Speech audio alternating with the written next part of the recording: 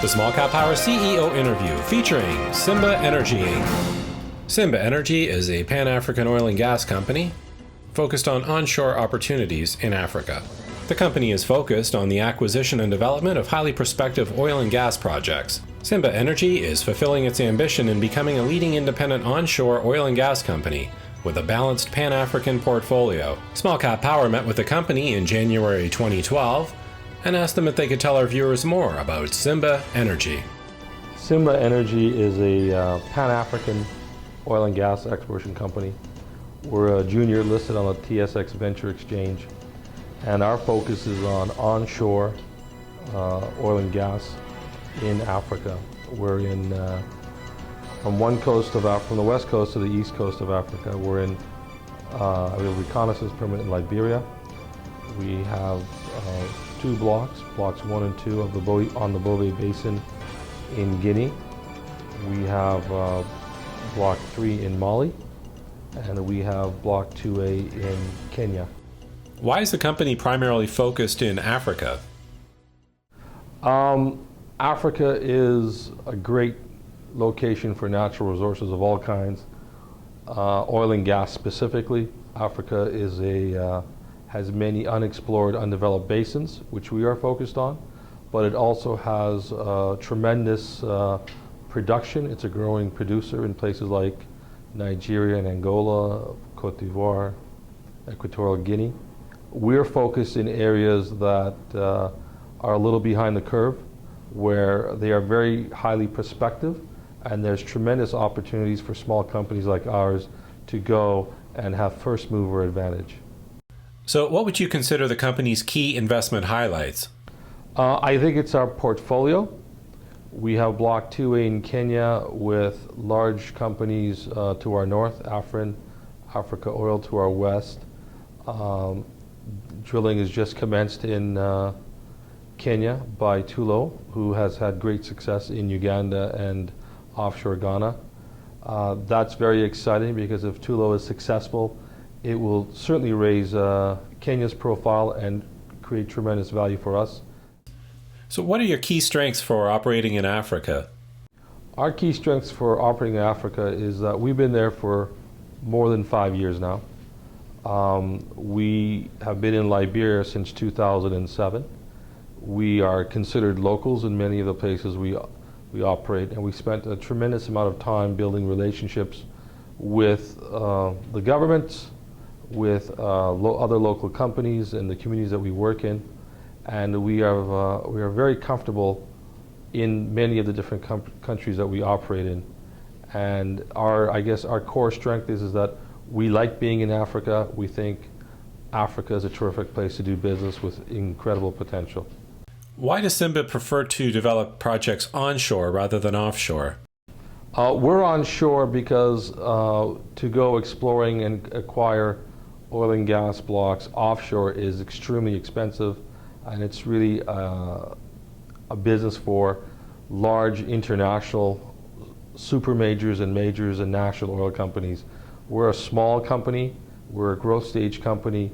The cost of exploring onshore is much easier.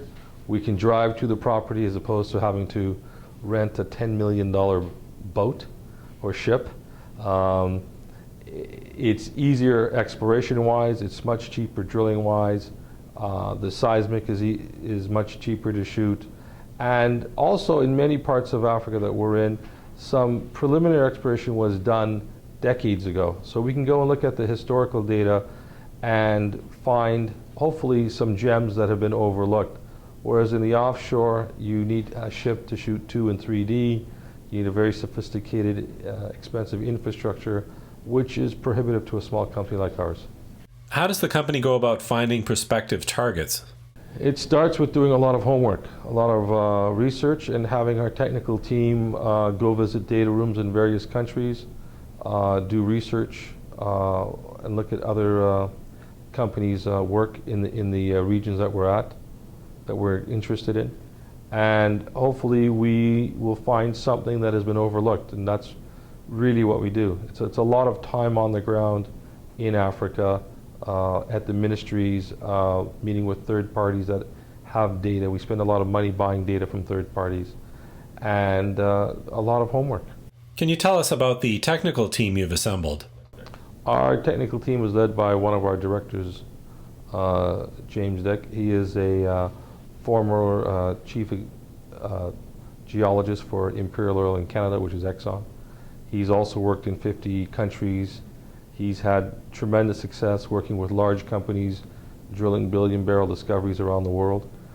He was an independent consultant, and he's been on our board for about 2 years now. And our job really in the company is to support him in his due diligence. And once he's found a target that we should go after, then the rest of us get into it. So how does the company go about valuing its projects? Well, we don't really say project A is worth X and project B is worth Y. We look at each project as a potential company builder. Every asset that we have applied for or have been granted has the potential for, we think, a several hundred million or a billion barrel discovery. That's what we're shooting for. And therefore we look at it as a portfolio of assets where if any one of them has success, it will transform the company from a small junior exploration company into a much larger, much stronger company for our shareholders. How do you plan to advance your projects over the course of the next 12 months? Farm-ins. We expect larger companies to come in and farm in. Our assets are, we feel, very attractive. And because we're in Africa, which is where a lot of large international companies are now focusing, we don't see any issues in attracting large farming partners. And finally, what are the company's goals for 2012? Our key goals for 2012 would be to acquire some more production sharing contracts that we have in the pipeline, as well as hopefully a farm-in by one or two of the majors into some of our assets, which we feel would transform the company into a much better position, a much larger company. Stay tuned to SmallCapPower for more on Simba Energy in the coming weeks. And for daily updates on all your favorite small caps, sign up to receive our free morning newsletter at smallcappower.com.